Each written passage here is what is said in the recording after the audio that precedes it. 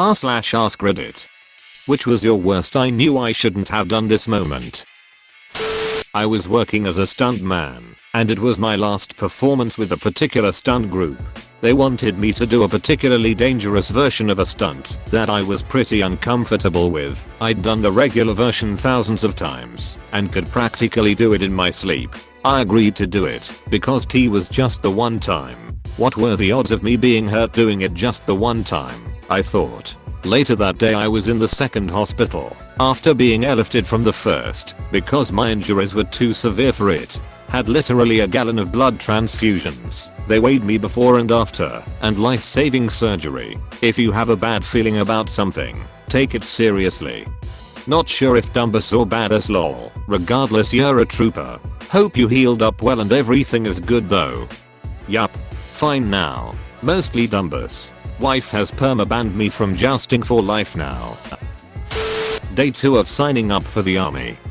How long did you last? Oh, I didn't quit. I just spent years saying I've made a huge mistake. I touched the coil in a toaster with a knife while it was switched on. When the power in the house cut out, I thought I should not have done that.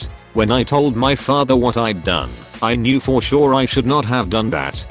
When I was a child, my grandmother told me that if I did that, I would get electrocuted and die in a very painful way. To this day I'm still low-key terrified of toasters. I bought the house we'd been renting for a few years without getting an inspection first. We were trying to do it super cheap, and I told my wife, look, we already know everything that's wrong with this house. Why bother getting an inspection?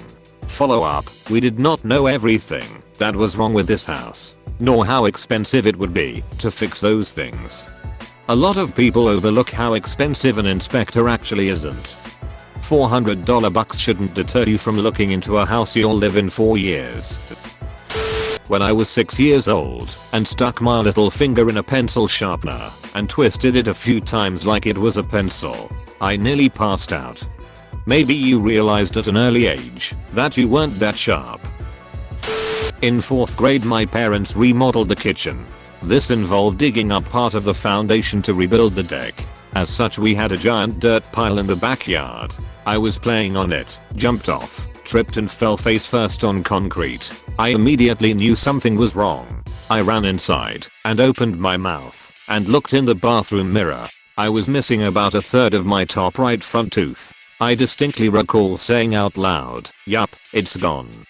I have a very similar injury and a story that'll be right at home on this thread. My twin brother got the idea to tow me on roller skates behind his bicycle. It took some convincing on his part. He thought it was the most awesome idea ever. I didn't, but he convinced me. He tied a jump rope to his bike as a tow rope, got me going absolutely stupid fast, and then my foot hit something. That's the I knew I shouldn't have done this moment. I fell on my face, ran into the house to get my knees and hands patched up, and then noticed that my tooth felt weird, sharp. Almost half of it was gone. Do you have a filling or a crown now? Either way, fuck all that dental work.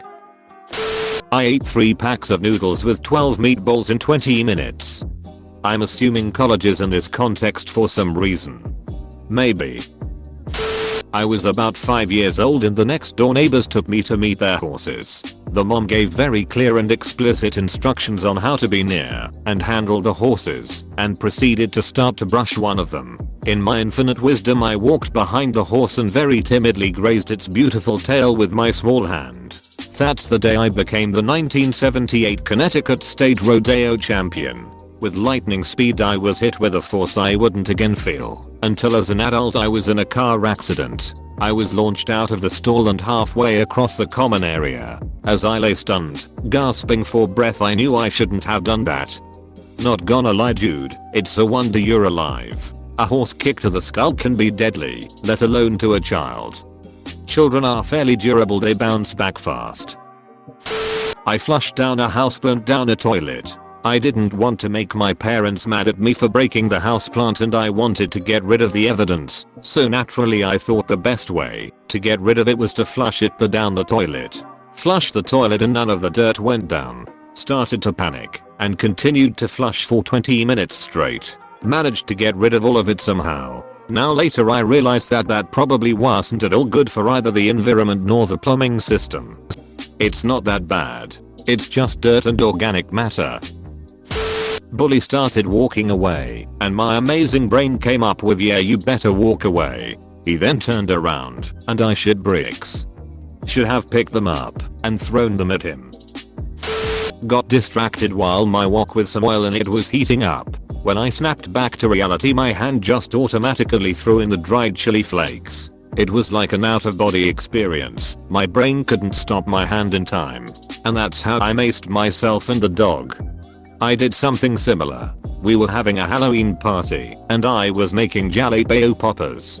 Deseeding them and putting the seeds in the garbage disposal. After about 40 jalapenos, I turn on the hot water in the garage disposal, creating a nice steamy mace. Forcing about 20 people out of the house. I pushed a pot of hot oil off the stovetop. Funny thing about physics, the oil splashed back all over my hand. Nothing like permanent scarring burns to remind you of your fuck ups.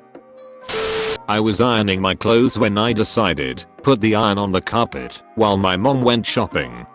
And then the carpet was wrinkle free. Thank you for watching. If you enjoyed this video, don't forget to like, subscribe, and click that notification bell so that you can see when I upload new daily content. Goodbye.